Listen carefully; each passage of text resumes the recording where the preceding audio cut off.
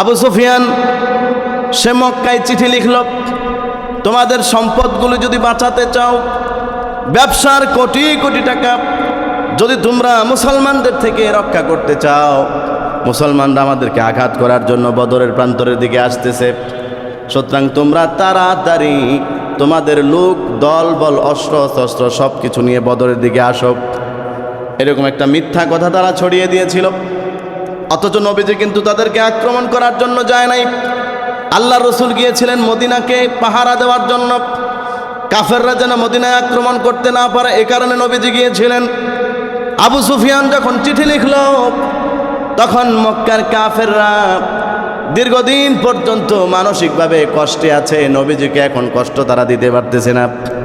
নবীজি দিন দিন উন্নত করে ফেলছেন, মদিনা শহরকে গঠন করে ফেলেছেন, ইসলামের আলোকে শহর পরিচালিত হচ্ছে। যেই কোনোভাবে শহরকে তছনছ করা প্রয়োজন, মুসলমানদেরকে শেষ করে দেওয়া প্রয়োজন। এখন তারা এই ইস্যুটাকে কেন্দ্র করে সুযোগ পেয়ে গেল, মুসলমানদেরকে হামলা করার জন্য দল বল লোক সমাগম করল। 1000-এর মতো লোক নিল। 1000-এর মতো লোক নিয়ে তারা বদরের প্রান্তরের দিকে আসলো। ঐতিহাসিক বিদ্বান লিখেছেন, ওই 1000-এর মধ্যে তাদের এমন শক্তি সামর্থ্য ছিল, 600-র মতো উট তাদের ছিল, 200 ঘোড়া তাদের ছিল। তাদের যুদ্ধের পোশাক, যেই বল্লম তরবারি এবং যুদ্ধের যত পোশাক আছে, কোনো কিছু তাদের অভাব ছিল না। মুসলমানদেরকে পৃথিবী থেকে একেবারে নিঃশেষ করে দেওয়ার জন্য বদরের প্রান্তরের দিকে তারা আসলেন। আল্লাহর নবীও এখন বদরের প্রান্তরের কাছাকাছি গিয়ে অবস্থান করলেন।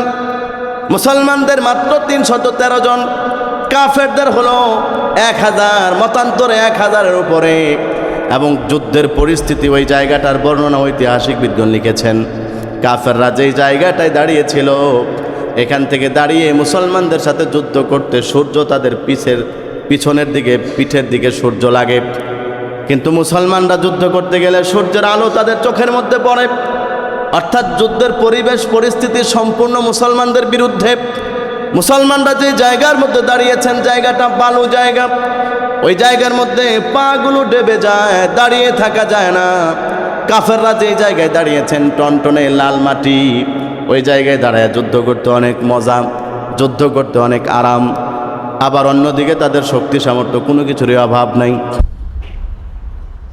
সময় খুব সংক্ষিপ্ত, এই জন্য শুধু মেইন বিষয়গুলো আপনাদেরকে একটু একটু করে শোনাবো। আমরা তো জীবনে বহুবার বদরের আলোচনা শুনেছি, আশা করি সবাই এই আলোচনা অনেকবার শুনেছেন, কিন্তু তারপরেও আজকের দিন হিসাবে আলোচনা প্রয়োজন। এই জন্য মোটামুটিভাবে আমাদের নির্দিষ্ট টাইমেই আলোচনা শেষ হবে। মেইন বিষয়গুলো আপনাদের খেদমতে আরজ করব ইনশাআল্লাহ। সম্মানিত হাজিরিন, নবীজি সাল্লাল্লাহু আলাইহি ওয়াসাল্লাম মক্কায় কাফেরদের জুলুম আর নির্যাতন সহ্য করতে না পেরে আল্লাহ পাক রব্বুল আলামিনের আদেশে প্রিয় জন্মভূমি মক্কা ছেড়ে মদিনায় হিজরত করেছেন। ইতিহাস সকলেই আমরা জানি। আল্লাহ রসুল মদিনায় যাওয়ার পরে নিজের মন মতো করে এখানে যত মানুষ বসবাস করেন, সমস্ত মানুষের সুখ শান্তির লক্ষ্যে আল্লাহ রসুল মদিনা সনদ বাস্তবায়ন করলেন। মদিনা সনদ আমরা অনেক সময় শুনেছি, আমাদের দেশের বিভিন্ন সময় যারা রাষ্ট্র ক্ষমতায় ছিল তারা বলেছিল যে এই দেশ মদিনা সনদে চলবে। কিন্তু মদিনা সনদ এটা আমাদের দেশের দায়িত্বশীলদের বলা আর আল্লাহ রসুলের যেই মদিনা সনদে দেশ চালিয়েছিলেন, এই দুইটা এক জিনিস না। আল্লাহ রসুল সাল্লাল্লাহু আলাইহি সাল্লাম যেই মদিনা সনদ বাস্তবায়ন করেছিলেন, সেখানে কোনো অশান্তি ছিল না। সেখানে যেই লোকটা মুসলমান না, খ্রিস্টান, ইহুদি অথবা মূর্তি পূজক, সেও নবীজি সাল্লাল্লাহু আলাইহি সাল্লামের মদিনা সনদ বাস্তবায়নের ফলে মুসলমানরা যেরকম সুখে শান্তিতে ছিল, তারাও ওই রকম সুখে শান্তিতে ছিল। এরকম সুন্দর রাষ্ট্র ব্যবস্থা যখন আল্লাহ রসুল গঠন করলেন, মদিনা সনদ, এবং এটার সুনাম সুখ্যাতি যখন চতুর্দিক থেকে ছড়াইতে লাগলো, আল্লাহ রসুল নির্বিঘ্নে ইসলামের দাওয়াতের কাজ করতেছেন, নবীজিকে বাধা দেওয়ার মতো এখন আর কেউ নাই। এবং সাহাবায়ে কেরাম নবীজির সাথে একদম প্রাণপণ চেষ্টা করতেছেন ইসলামের জন্য। এই সুনাম সুখ্যাতি ছড়াইতেছে আর অন্যান্য মানুষ ইসলামের মধ্যে প্রবেশ করতেছেন।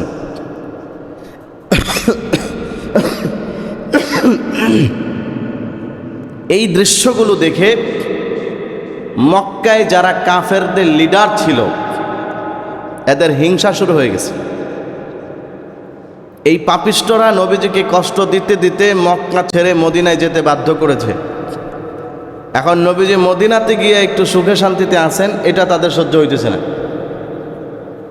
এখনও বিভিন্নভাবে নবীজি সাল্লাল্লাহু আলাইহি ওয়াসাল্লামকে কিভাবে দমন করা যায়, ইসলামের আলোকে কিভাবে নিভিয়ে দেওয়া যায়, মুসলমানদের ইতিহাস গৌরব কিভাবে মাটির সাথে মিশিয়ে দেওয়া যায়, এটার জন্য যত ধরনের ষড়যন্ত্র, সব ষড়যন্ত্র মক্কায় বসে বসে কাফেররা করতেছিল।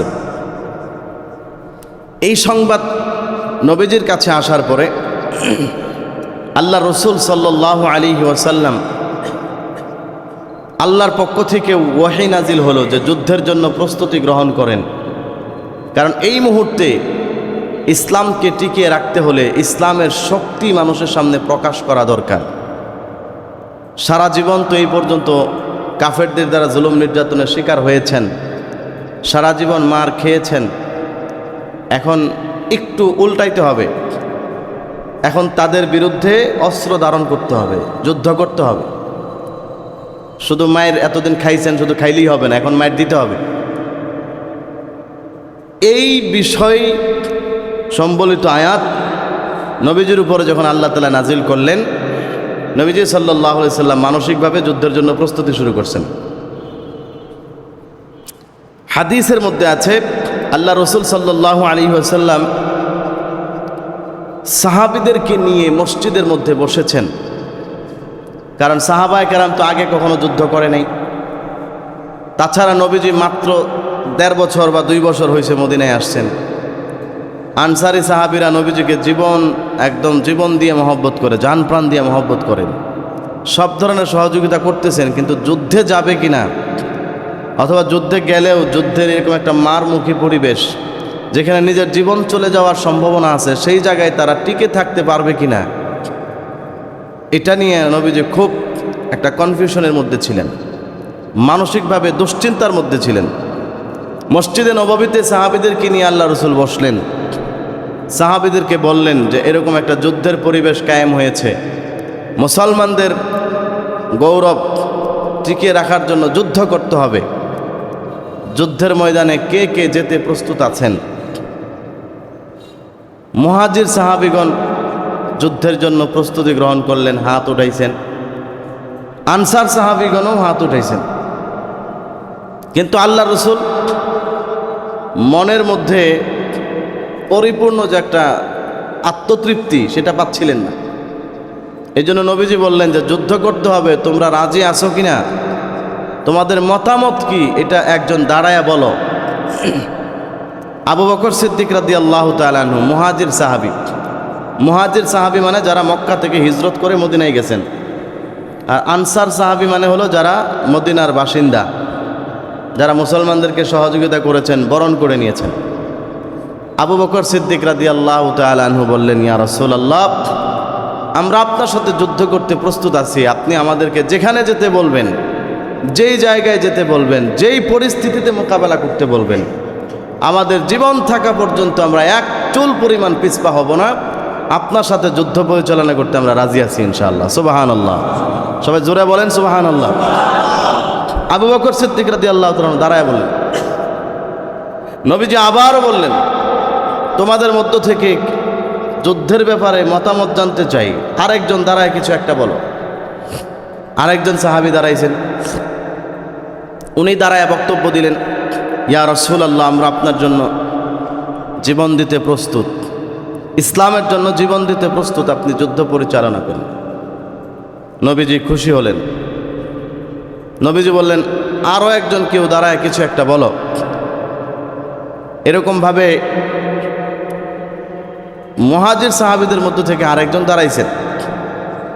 দাঁড়িয়ে এসে তার বক্তব্য দিল, নবীজিকে আশ্বস্ত করলেন যে আমরা আপনার সাথে আছি, এমনকি আপনি যদি আমাদেরকে যুদ্ধ করতে করতে একদম সেই হাবশা পর্যন্ত যেতে বলেন, আবিসিনিয়া পর্যন্ত যেতে বলেন, আপনার সাথে যুদ্ধ করে করে আমরা আবিসিনিয়া পর্যন্ত যাব, যতক্ষণ জীবন আছে ততক্ষণে যুদ্ধ করব, এক চুল পরিমাণ পিছনের দিকে আসব না, আপনি যুদ্ধের জন্য আগায়া চলেন। নবীজি খুশি হয়েছেন, সাহাবীকে বসাইলেন। কিন্তু তারপরেও নবীজির মনের যে একটা তৃপ্তি সেটা এখন হয় নাই। কেন? ঐতিহাসিকবিদগণ লিখেছেন এই বক্তব্যগুলো ছিল মুহাজির সাহাবীদের, যারা মক্কা থেকে হিজরত করে নবীজি সাল্লাল্লাহু আলাইহি ওয়াসাল্লামের সাথে নিজের কোটি কোটি টাকার সম্পত্তি ছেড়ে, বাড়িঘর ছেড়ে, বউ বাচ্চা, সংসারের লোকজন, পরিবার পরিজন, মা বাবা সবাইকে ছেড়ে শুধুমাত্র আল্লাহর খুশির জন্য, নবীজির খুশির জন্য, আল্লাহর দ্বীনের জন্য তারা মক্কা ছেড়ে মদিনাতে চলে আসছেন। তারা তো আমার সাথে এমনিতেই আছে, কিন্তু যুদ্ধ যখন করতে যাব তখন মুহাজির সাহাবীরা তারা যাবে, কিন্তু আনসার সাহাবী যারা, তারা জানি কি অবস্থা করে, তারা আবার আমাকে রেখে কোনো কারণে বিপদ দেখে পিছনে পালায়া যায় কিনা। নবীজির মনের মধ্যে একটা দুশ্চিন্তা কাজ করতেছে। বুখারী শরীফের হাদিসের মধ্যে আছে, কিতাবুল মাগাজি, বুখারী শরীফ 2য় খণ্ডের প্রথম থেকেই লম্বা এই হাদিস শুরু হয়েছে। আল্লাহর নবী বললেন, তোমাদের মধ্য থেকে কেউ একজন দাঁড়ায় আরো কিছু বক্তব্য দাও, যুদ্ধ করা যায় কিনা তোমাদের মতামত আমাদের সামনে পেশ করো। এমন সময় আনসারী সাহাবেদের মধ্য থেকে একজন সাহাবী হযরত মিকদাদ রাদিয়াল্লাহু তাআলা আনহু, বুখারীর বর্ণনায় এসেছে, তিনি পিছন দিক থেকে হাত উঠিয়ে দাঁড়িয়ে জোরে সোরে আওয়াজ দিয়ে বললেন, ইয়া রাসূলুল্লাহ, ইয়া হাবিবাল্লাহ, আপনি বারবার জিজ্ঞেস করতেছেন যুদ্ধের ব্যাপারে আমাদের মতামত কি। আমাদের মুহাজির ভাইয়েরা বক্তব্য দিয়েছেন, আপনাকে আশ্বস্ত করেছেন, তারপরও আপনি বারবার জিজ্ঞেস করছেন আপনার সাথে যুদ্ধ করতে কে কে যাবে, আপনি জানতে চান। নবী গো, আমাদের বুঝতে বাকি নাই, আপনি মনে হয় আমাদের আনসারদেরকে নিয়ে কোনো রকম দুশ্চিন্তা করতেছেন, আপনি মনে হয় আমাদের আনসারদেরকে নিয়ে মনে মনে ভয় পাইতেছেন। মিকদাদ রাদিয়াল্লাহু তাআলা আনহু বলেন, ইয়া রাসূলুল্লাহ, আমরা মূসা নবীর উম্মতের মতো নবীকে বিপদে ফেলায়া পিছন দিক দিয়ে বনি ইসরায়েল যেমন ভেগে গিয়েছিল, এরকম আপনাকে ফেলায় আমরা কশ্চিনকালেও ভেগে যাব না। মূসা নবীর উম্মতেরা বলেছেন, আল্লাহর কোরআনে আয়াত নাজিল করেছেন, ইযহাব আনতা ওয়া রাব্বুকা ফাকাতিলা ইন্না হাহুনা কাঈদুন। মূসা নবী যখন আমালেকা সম্প্রদায়ের বিরুদ্ধে যুদ্ধের জন্য গিয়েছিল, রাস্তার মধ্যে 11 জন মানুষের সাথে তাদের সাক্ষাৎ হল। সে 11 জন মানুষ বক্তব্য দিলেন, আমালিকা সম্প্রদায়ের বিরুদ্ধে যুদ্ধ করতে যায়েন না। আমালিকা সম্প্রদায় এমন শক্তিশালী, এদের অস্ত্রের অভাব নাই, টাকা পয়সার অভাব নাই, ক্ষমতার অভাব নাই। এদের সাথে যদি যুদ্ধ করতে যান 1 ঘন্টাও এদের বিরুদ্ধে আপনি টিকতে পারবেন না। এই কথা শোনার পরে মূসা নবীর উম্মতেরা হাতে গোনা কয়েকজন ছাড়া সবাই মূসা নবীকে বিপদের মধ্যে ফেলায়া পিছন দিক দিয়ে দৌড় দিল। তখন তারা বলেছিল, আপনি এবং আপনার খোদা আল্লাহকে সাথে নিয়ে গিয়া ওই আমালিকা সম্প্রদায়ের বিরুদ্ধে যুদ্ধ করেন, আমরা আপনার সাথে যুদ্ধ করতে যেতে পারবো না, আমরা আপনার সাথে বিপদে যাইতে পারবো না, আপনার সাথে গিয়া নিজের জীবন দিতে পারবো না, আপনার সাথে গিয়া নিজের মরণ ডেকে আনতে পারবো না। ইন্না হাহুনা কাঈদুন, আমরা এই জায়গার মধ্যে বসলাম, আপনি সামনের দিকে যান। মিকদাদ রাদিয়াল্লাহু আনহু বলেন, ইয়া রাসূলুল্লাহ, আপনি আমাদেরকে মূসা নবীর উম্মতের মতো মনে করবেন না। আমরা মূসা নবীর উম্মতের মতো মাঝ পথে নবীরে বিপদে ফেলায়া 1 সেকেন্ডের জন্য পিছনের দিকে যাব না। ইয়া রাসূলুল্লাহ, ইয়া হাবিবাল্লাহ, আপনি যুদ্ধের জন্য সামনের দিকে এগিয়ে চলেন। আনসারী সাহাবীদের পক্ষ থেকে আমি মেকদাদ দায়িত্ব নিলাম, আপনি যুদ্ধের দিকে আগায়া চলেন। আপনার সাথে যুদ্ধ করতে করতে যদি হাবশা পর্যন্ত যেতে হয়, আবিসিনিয়া পর্যন্ত যদি যেতে হয়, তারপরে আমরা আবিসিনিয়া পর্যন্ত আপনার সাথে যুদ্ধ করতে করতে যাব।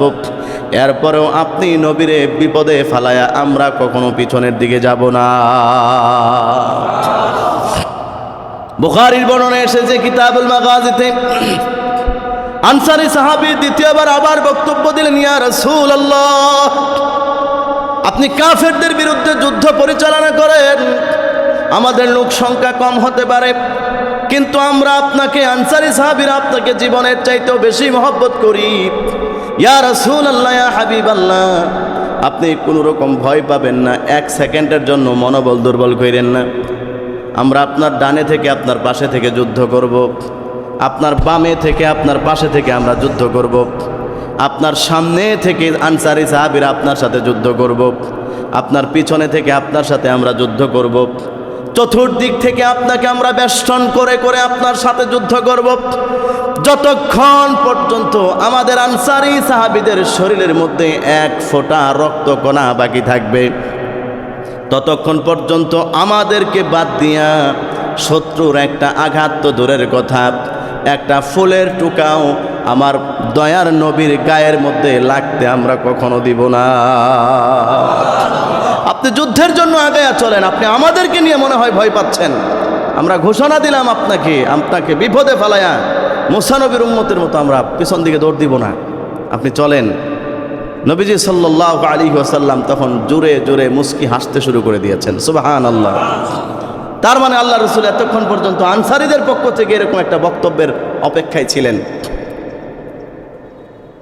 নবীজি সাল্লাল্লাহু আলাইহি ওয়াসাল্লাম 313 জন সাহাবীকে নিয়ে চললেন যুদ্ধের দিকে। মদিনা থেকে 160 কিলোমিটার দক্ষিণ পশ্চিম কোণে অবস্থিত বদর একটা বাজারের নাম। বদর হলো একটা মাঠের নাম অথবা একটা গ্রামের নাম। আল্লাহ রসুল সাহাবীদেরকে নিয়ে ওই জায়গার দিকে এগিয়ে গেলেন, কারণ মক্কার যেই সমস্ত ব্যবসায়ীরা সিরিয়ায় ব্যবসা করতে যান, তাদের বাড়িতে ফিরে যাওয়ার রাস্তা হলো এই বদরের রাস্তা। এই রাস্তা বাদ দিয়ে বাড়ি পর্যন্ত ফিরে যাওয়া তাদের পক্ষে সম্ভব না। আল্লাহ রসুল 84 জন মুহাজির সাহাবী আর বাকি 313 জন পর্যন্ত সবাই হলো আনসারী সাহাবী। আনসারী সাহাবীদেরকে নিয়ে নবীজি বদরের প্রান্তর দিকে এগিয়ে গেলেন। এই দিক দিয়ে ওই ব্যবসায়ী কাফেলার, কাফেরদের ব্যবসায়ী কাফেলার প্রধান যে ছিল তার নাম হচ্ছে আবু সুফিয়ান, যিনি পরবর্তীতে মুসলমান হয়েছেন। আবু সুফিয়ান সে মক্কায় চিঠি লিখল, তোমাদের সম্পদগুলো যদি বাঁচাতে চাও, ব্যবসার কোটি কোটি টাকা যদি তোমরা মুসলমানদের থেকে রক্ষা করতে চাও, মুসলমানরা আমাদেরকে আঘাত করার জন্য বদরের প্রান্তরের দিকে আসতেছে, সুতরাং তোমরা তাড়াতাড়ি তোমাদের লোক, দল বল, অস্ত্র শস্ত্র সব কিছু নিয়ে বদরের দিকে আসো। এরকম একটা মিথ্যা কথা তারা ছড়িয়ে দিয়েছিল। অথচ নবীজি কিন্তু তাদেরকে আক্রমণ করার জন্য যায় নাই। আল্লাহ রসুল গিয়েছিলেন মদিনাকে পাহারা দেওয়ার জন্য, কাফেররা যেন মদিনায় আক্রমণ করতে না পারে, এ কারণে নবীজি গিয়েছিলেন। আবু সুফিয়ান যখন চিঠি লিখল, তখন মক্কার কাফেররা দীর্ঘদিন পর্যন্ত মানসিকভাবে কষ্টে আছে। নবীজিকে এখন কষ্ট তারা দিতে পারতেছে না। নবীজি দিন দিন উন্নত করে ফেলছেন, মদিনা শহরকে গঠন করে ফেলেছেন, ইসলামের আলোকে শহর পরিচালিত হচ্ছে। যেই কোনোভাবে শহরকে তছনছ করা প্রয়োজন, মুসলমানদেরকে শেষ করে দেওয়া প্রয়োজন।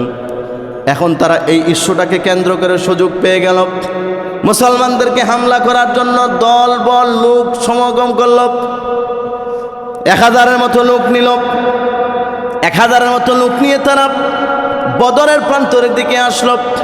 ঐতিহাসিক বিদগণ লিখেছেন, ওই 1000-এর মধ্যে তাদের এমন শক্তি সামর্থ্য ছিল 600-র মতো। উট তাদের ছিল, 200 ঘোড়া তাদের ছিল। তাদের যুদ্ধের পোশাক, যেই বল্লম, তরবারি এবং যুদ্ধের যত পোশাক আছে কোনো কিছু তাদের অভাব ছিল না। মুসলমানদেরকে পৃথিবী থেকে একেবারে নিঃশেষ করে দেওয়ার জন্য বদরের প্রান্তরের দিকে তারা আসলেন। আল্লাহর নবীও এখন বদরের প্রান্তরের কাছাকাছি গিয়ে অবস্থান করলেন। মুসলমানদের মাত্র 313 জন, কাফেরদের হলো 1000, মতান্তরে 1000-এর উপরে। এবং যুদ্ধের পরিস্থিতি, ওই জায়গাটার বর্ণনা ঐতিহাসিকবিদগণ লিখেছেন। কাফেররা যেই জায়গাটায় দাঁড়িয়েছিল, এখান থেকে দাঁড়িয়ে মুসলমানদের সাথে যুদ্ধ করতে সূর্য তাদের পিছনের দিকে, পিঠের দিকে সূর্য লাগে। কিন্তু মুসলমানরা যুদ্ধ করতে গেলে সূর্যের আলো তাদের চোখের মধ্যে পড়ে। অর্থাৎ যুদ্ধের পরিবেশ পরিস্থিতি সম্পূর্ণ মুসলমানদের বিরুদ্ধে। মুসলমানরা যে জায়গার মধ্যে দাঁড়িয়েছেন, জায়গাটা বালু জায়গা, ওই জায়গার মধ্যে পাগুলো ডেবে যায়, দাঁড়িয়ে থাকা যায় না। কাফেররা যে জায়গায় দাঁড়িয়েছেন, টনটনে লাল মাটি, ওই জায়গায় দাঁড়ায় যুদ্ধ করতে অনেক মজা, যুদ্ধ করতে অনেক আরাম। আবার অন্যদিকে তাদের শক্তি সামর্থ্য কোনো কিছুরই অভাব নেই। কাফেররা মুসলমানদের এই অল্প সংখ্যক লোক, এরপরে যুদ্ধের জায়গাটাও বেশি সুবিধাজনক না। এগুলো দেখে মোটামুটি নিশ্চিত হয়ে গেল আমরাই যুদ্ধে বিজয় অর্জন করব, মুসলমানরা আমাদের সাথে টিকতে পারবে না। রাতের বেলায় তারা যখন এভাবে ঘরের মধ্যে বসে আনন্দ ফুর্তি করতে লাগলো, নাচ গান করতে লাগলো, মদ খেতে লাগলো, আড্ডাবাজি তারা করতে লাগলো, আনন্দ ফুর্তি করতে লাগলো। আগামীকালকে 17ই রমজান আসবে, আর মুসলমানদেরকে দুনিয়া থেকে চিরতরে শেষ করে দেব। পৃথিবীতে মুসলমানদের নামগন্ধও থাকবে না। আল্লাহ নবী সাল্লাল্লাহু আলাইহি ওয়াসাল্লাম যেই জায়গায় দাঁড়িয়েছিলেন, 3 দিক দিয়ে পাহাড়, মাঝখানে শুধু একটু জায়গা, শুধু বালু আর বালু, দাঁড়ায় থাকার মতো পরিস্থিতি নাই। নবীজি এই জায়গার মধ্যেই তাঁবু গাড়লেন। সাহাবীদেরকে বললেন, সজাগ দৃষ্টি রাখো, শত্রু যেন তোমাদের উপর কোনো হামলা করতে না পারে। হঠাৎ করে দেখেন নবীজি নাই। নবীজিকে সাহাবায়ে কেরাম খুঁজতেছেন। আবু বকর সিদ্দিক রাদিয়াল্লাহু তাআলা আনহু খুঁজতে খুঁজতে গিয়ে দেখে পাহাড়ের পাদদেশে রাহমাতাল লিল আলামিন আমাদের দয়ার নবী, আল্লাহর নবী সেজদার মধ্যে পড়ে চিৎকার করে করে কান্না করতেছেন। হাদিসের মধ্যে লম্বা সেই দোয়াটা বর্ণিত হয়েছে। আল্লাহ নবী চিৎকার করে করে কান্না করেন আর বলতেছেন, আল্লাহ, আপনি ছাড়া আমাদের সহযোগিতা করার মতো কেউ নাই। যদি কালকে যুদ্ধে মুসলমানরা বিজয় অর্জন করে, সেই বিজয়ের মাধ্যমে এই পৃথিবীতে মুসলমানরা মাথা উঁচু করে দাঁড়ানোর মতো একটু সুযোগ পাবে, মুসলমানদের শক্তি সামর্থ্য হবে। মুসলমানদেরকে এখন কথা বলতে হলে কেউ চিন্তা ভাবনা করে বলতে হবে। কিন্তু যদি আপনি আগামীকালকে আমাদেরকে সহযোগিতা না করেন, কোনো কারণে যদি মুসলমানরা যুদ্ধের ময়দানে হেরে যায়, আল্লাহ, মনে হয় আপনার নাম নেওয়ার মতো পৃথিবীতে আর কেউ থাকবে না। কারণ এই 313 জনকে যদি কাফেররা বদরের প্রান্তরে পরাজিত করে ফেলে, শহীদ করে ফেলে, মুসলমানদের অস্তিত্ব এই পৃথিবীর জমিনের মধ্যে আর টিকে থাকবে না। আল্লাহ নবী ঐতিহাসিক লিখেছেন, বাচ্চাদের মতো কান্না করতেছেন আর উপরের দিকে হাত এমনভাবে উঠাইছেন, আল্লাহর নবীর হাত এমনভাবে উপরের দিকে উঠাইছেন। ঐতিহাসিক বিদ্বান লিখেছেন, নবীজির বগলের সাদা অংশটা সাহাবায়ে কেরাম তাকায় তাকায় দেখতেছেন। এমনভাবে উপরের দিকে হাত ওঠায় নবীজি চিৎকার করে করে কান্না করতেছেন, দোয়া করতেছেন। আবু বকর সিদ্দিক রাদিয়াল্লাহু তাআলা আনহু নবীজির পিছন দিক দিয়ে নবীজিকে জড়ায়া ধরলেন, আল্লাহর নবীকে সান্ত্বনা দিলেন, ইয়া রাসূলুল্লাহ, ইয়া হাবিবাল্লাহ, আপনি কোনো রকম টেনশন করবেন না, কোনো রকম কান্না করবেন না। আপনি যেই দোয়া আল্লাহর কাছে করেছেন, আমার মনে হয় আল্লাহ পাক রব্বুল আলামিন মুসলমানদেরকে অবশ্যই বিজয় দান করবে। আপনি নবীর দোয়া আল্লাহ পাক রব্বুল আলামিন বিফলে দিবে না। আল্লাহ পাক রব্বুল আলামিন আয়াত নাজিল করলেন, ওয়ালাকাদ নাসারাকুমুল্লাহু বিবাদরিন ওয়া আনতুম আযিল্লাহ ফাত্তাকুল্লাহা লাআল্লাকুম তাশকুরুন। আল্লাহ বলেন, আমি আল্লাহ পাক রব্বুল আলামিন তোমাদেরকে বদরের প্রান্তরে সহযোগিতা করেছি। ওয়া আনতুম আযিল্লাহ, তখন তোমরা ছিলে একেবারে অপদস্থ, তোমাদের শক্তি সামর্থ্য কিছুই ছিল না। আমি আল্লাহ তোমাদেরকে বদরের প্রান্তরে আমি আল্লাহ সহযোগিতা করেছি। ফাত্তাকুল্লাহ লাআল্লাকুম তাশকুরুন। সুতরাং শুকরিয়া আদায় করার জন্য, কৃতজ্ঞতা আদায় করার জন্য তোমরা আমি আল্লাহ পাক রব্বুল আলামিনকে ভয় করো। আল্লাহ পাক রব্বুল আলামিন মুসলমানদেরকে সেখানে সহযোগিতা করেছেন। কিভাবে সহযোগিতা করছেন? নবীজি সাল্লাল্লাহু আলাইহি সাল্লাম দোয়া থেকে যখন আসছেন, শেষ রাতের দিকে এমন ঘূর্ণিঝড়, এমন তুফান শুরু হয়েছে, কাফেরদের যত তাঁবু ছিল সমস্ত তাঁবুগুলোকে ছিঁড়ে ফিরে একেবারে লণ্ডভণ্ড করে ফেলেছেন। সুবহানাল্লাহ। এবং এমনভাবে প্রবল বৃষ্টি শুরু হয়েছে, আল্লাহ পাক রব্বুল আলামিন এই বৃষ্টির কারণে মুসলমানদের যেই বালু জায়গাটা ছিল, বৃষ্টির পানি পড়ে বালু জায়গাটা শক্ত হয়ে গেছে। আর কাফেরদের যেই জায়গায় যুদ্ধ করাটা খুব সহজ ছিল তাদের জন্য, সেই জায়গায় অতিরিক্ত বৃষ্টি হওয়ার কারণে, কাদামাটির কারণে, লাল মাটি কাদা হয়ে এমন পরিস্থিতি হয়েছে, এখন তারা পিছলার কারণে দাঁড়াই থাকতে পারে না। সুবহানাল্লাহ। যুদ্ধের পরিস্থিতি মুহূর্তের মধ্যে ঘোরায় দিয়েছেন কে? আল্লাহ তাআলা। এবং সারা রাত চিন্তা করলো যে আমরা তো মনে হয় মুসলমানদের সাথে পারবো না। তখন তারা যুদ্ধের নিয়ম ভঙ্গ করে সবাই একসাথে মুসলমানদের উপর হামলা করছেন। যুদ্ধের নিয়ম ছিল তখন দুই ধরনের যুদ্ধ। একটা হলো কাতারে দাঁড়ায় দাঁড়ায় একজন যুদ্ধ করত, আরেকটা হচ্ছে সামগ্রিকভাবে একসাথে যুদ্ধ লেগে যেত। তো তখন তারা নিয়ম শৃঙ্খলা ভঙ্গ করে একসাথে যুদ্ধ শুরু করে দিয়েছে, হামলা করছে। মুসলমানরাও তখন হামলা করছেন। কিন্তু আল্লাহ পাক রব্বুল আলামিন কোরআনুল কারীমের মধ্যে বলেন, ইয তাকুলু লিল মুমিনিনা আলাই ইয়াকফিয়াকুম আইয়ুমিত্তাকুম রাব্বুকুম বিসালাসাতি আলাফিম মিনাল মালাইকাতি মুনজালিন। আল্লাহ বলেন, ইয়া রাসূলুল্লাহ, আপনার জন্য কি এতটুকু যথেষ্ট হবে না? আমি আল্লাহ পাক রব্বুল আলামিন আমার আসমান থেকে 3000 ফেরেশতা অবতীর্ণ করে তাদের মাধ্যমে আপনাকে সহযোগিতা করব। আল্লাহ পাক রব্বুল আলামিন বদরের যুদ্ধে আল্লাহর পক্ষ থেকে 3000 ফেরেশতা অবতীর্ণ করেছেন। এবং এই ফেরেশতাদের মাধ্যমে আল্লাহ পাক রব্বুল আলামিন যুদ্ধ করে, সাহাবায়ে কেরামও যুদ্ধ করেছেন। কাফেরদেরকে আল্লাহ তাআলা এমনভাবে শায়েস্তা করছেন যে কাফেররা নাকে খত দিয়া এই বদরের প্রান্তর ছেড়ে চোরের মতো পালায় যাইতে বাধ্য হয়েছে। সুবহানাল্লাহ। এবং এই যুদ্ধের মাধ্যমে আল্লাহ তাআলা মুসলমানদের বিজয় দান করেছেন। মুসলমানদের প্রায় 14 জন শহীদ হয়েছিলেন। 14 জন বদরের কাফেলা, 313 জনের মধ্যে 299 জন জীবিত ছিলেন, 14 জন শহীদ হয়েছেন। আর কাফেরদের 70 জনকে হত্যা করা হয়েছে, 70 জনকে বন্দী করা হয়েছে। আর বাকিগুলো কোনো রকম জীবন নিয়ে এখান থেকে পালায় গেছেন। আল্লাহ পাক রব্বুল আলামিন বদরের যুদ্ধে মুসলমানদেরকে এই যে শক্তি দিলেন, বদরের যুদ্ধের বিজয়ের মাধ্যমে ইসলামের পতাকাকে আল্লাহ এমনভাবে উড্ডীন করেছেন, এখন কেউ মুসলমানদেরকে জুলুম নির্যাতন করবে তো দূরের কথা, মুসলমানদেরকে কিছু বলার আগে কয়েকবার তাদের ভাবতে হয়। মুসলমানদের বিরুদ্ধে কথা বলার আগে, মুসলমানদের বিরুদ্ধে গিয়ে টিকতে পারবে কিনা এটা বলার আগে, সিদ্ধান্ত নেওয়ার আগে তাদেরকে বহুবার সিদ্ধান্ত আগে নেওয়া লাগে। সুবহানাল্লাহ। আল্লাহ তাআলা বদরের যুদ্ধের মাধ্যমে মুসলমানদেরকে বিজয় দিয়েছিলেন। সম্মানিত হাজরিন, এই ছিল বদরের যুদ্ধের ইতিহাস। এবং এই যুদ্ধে সম্পূর্ণ আল্লাহ তাআলা মুসলমানদেরকে সহযোগিতা করছেন, যেটা কোরআনে আল্লাহ তাআলা অনেক জায়গায় আলোচনা করছেন। সূরাতুল আলে ইমরানে আল্লাহ আলোচনা করছেন, কোরআনের অন্যান্য জায়গায় আল্লাহ আলোচনা করছেন যে বদরের যুদ্ধে আমি প্রচুর বৃষ্টি দিয়ে, তুফান দিয়ে মুসলমানদেরকে সহযোগিতা করেছি। আরেক জায়গায় আল্লাহ আলোচনা করছেন, আমি আল্লাহ তাআলা তোমাদেরকে 5000 সৈন্য দিয়ে সহযোগিতা করেছি। কোরআনুল কারীমের মধ্যে আল্লাহ পাক রব্বুল আলামিন বলেন, বালা ইন তাসবিরু ওয়া তাত্তাকু ওয়া ইয়াতুকুম মিন ফাওরিহিম হাযা ইউমদিদকুম রাব্বুকুম বিখামসাতি আলাফিম মিনাল মালাইকাতি মুসাব্বিমিন। আল্লাহ বলেন, তোমরা যদি আল্লাহকে ভয় করো, সবর করো, তাহলে আমি আল্লাহ তাআলা আমার বিশেষ 5000 ফেরেশতা দিয়ে তোমাদেরকে সহযোগিতা করবো ইনশাআল্লাহ। আল্লাহ তাআলা সেই সহযোগিতা করেছেন। ইতিহাসের মধ্যে আছে আবু লাহাব, সে বদরের যুদ্ধে যায় নাই। বদরের যুদ্ধ থেকে নবীজি সাল্লাল্লাহু আলাইহি সাল্লামের চাচা ইবনে আব্বাস রাদিয়াল্লাহু তাআলা আনহু, তিনি গোপনে গোপনে মুসলমান হয়েছেন ঠিকই, কিন্তু যুদ্ধে আসছেন কাফেরদের পক্ষ হইয়া। উনি তখনও প্রকাশ করে নাই যে মুসলমান হয়েছেন। ওনার একজন গোলাম ছিল, সেই গোলামও যুদ্ধের ময়দানে ছিল। সেই গোলাম যখন যুদ্ধ থেকে ফিরে গেছে, তখন মক্কার কাফেরদের এই পরাজয় নিজেদের মধ্যে নিজের আলোচনা হইতেছে যে এরকম একটা মাইর খাই আসলাম, মুসলমানদের 313 জনের কাছে হাজার হাজার মানুষ, অস্ত্রে শস্ত্রের অভাব নাই, কোনো কিছুর অভাব নাই, তারপরে এরকম শোচনীয় পরাজয় বরণ করলাম, এই কষ্টটা মানতে পারতেছে না। তো জিজ্ঞেস করতেছে, আচ্ছা তোমরা কি যুদ্ধের ময়দানে তেমন কিছু দেখছো কিনা যেটার কারণে আমরা মুসলমানদের কাছে হেরে গেলাম?